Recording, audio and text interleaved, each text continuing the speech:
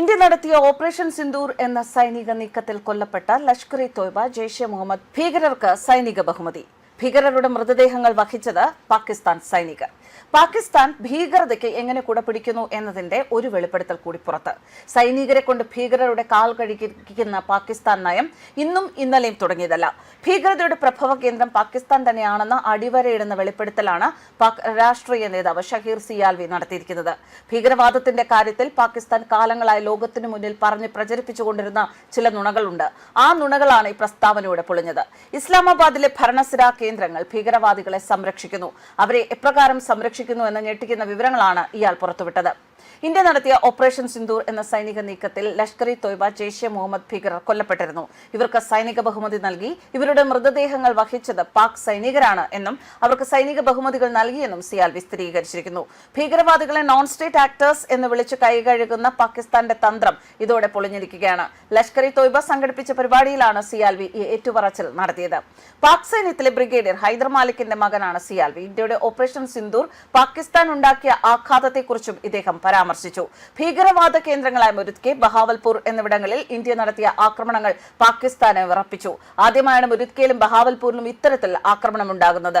അന്താരാഷ്ട്ര തലത്തിൽ ഭീകരവാദ കേന്ദ്രങ്ങളാണ് എന്ന് ഇന്ത്യ പ്രഖ്യാപിച്ച സ്ഥലങ്ങളാണിവ. ഹാഫിസ് സയ്യിദിന്റെയും മസൂദ് അസറിന്റെ നേതൃത്വത്തിലാണ് ഈ യുദ്ധം നയിച്ചത് എന്നും സിയാൽവി പറഞ്ഞു.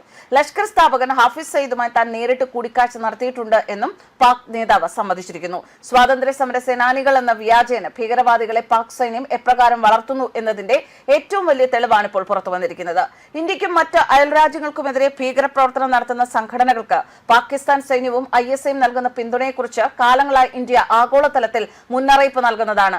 എന്നാൽ ഈ ആരോപണങ്ങളെല്ലാം നിഷേധിച്ചിരുന്ന പാകിസ്ഥാൻ ഇപ്പോൾ സ്വന്തം പാളയത്തിൽ നിന്ന് തന്നെ തിരിച്ചടിയേറ്റിരിക്കുകയാണ്.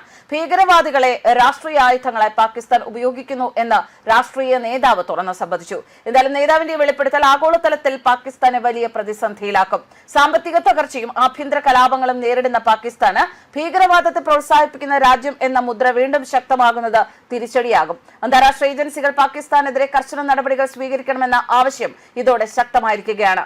അതിർത്തി കടന്നുള്ള ഭീകരവാദം പാകിസ്ഥാൻ സ്പോൺസർ ചെയ്യുന്നതാണ് എന്ന ഇന്ത്യയുടെ നിലപാടിന് അടിവരയിടുന്നതാണ് ഈ പുതിയ വെളിപ്പെടുത്തൽ. പാക് മണ്ണിൽ പ്രവർത്തിക്കുന്ന ഭീകരതാവളങ്ങൾ തകർക്കാതെ മേഖലയിൽ സമാധാനം പുനഃസ്ഥാപിക്കാൻ കഴിയില്ലെന്ന് ദേശീയ നിരീക്ഷകർ ചൂണ്ടിക്കാട്ടുന്നു. സ്വന്തം നേതാക്കളുടെ വെളിപ്പെടുത്തലുകൾക്ക് മുന്നിൽ ഇനി എന്ത് നുണ പറഞ്ഞ് പിടിച്ചു നിൽക്കും എന്ന ചോദ്യമാണ് പാകിസ്ഥാൻ നേരിടുന്നത്. ഭീകരവാദത്തോടുള്ള പാകിസ്ഥാന്റെ മൃദു സമീപനവും അവർക്ക് നൽകുന്ന സുരക്ഷിത താവളങ്ങളും ലോക സമാധാനത്തിന് തന്നെ ഭീഷണിയാണ് എന്ന് ഈ റിപ്പോർട്ട് ഒരിക്കൽ കൂടി വ്യക്തമാക്കുകയാണ്. ന്യൂസ് ഡെസ്ക് കർമ്മ ന്യൂസ്.